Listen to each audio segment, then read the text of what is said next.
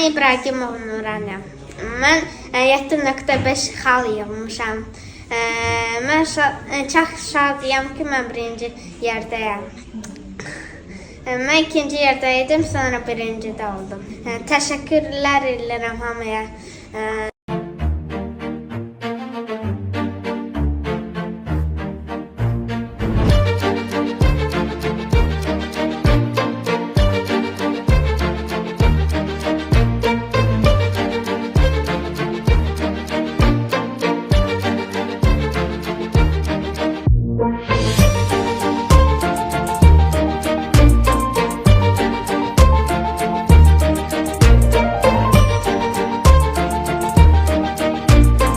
Adım Məhəmməd Əsədov Şahin oğludur.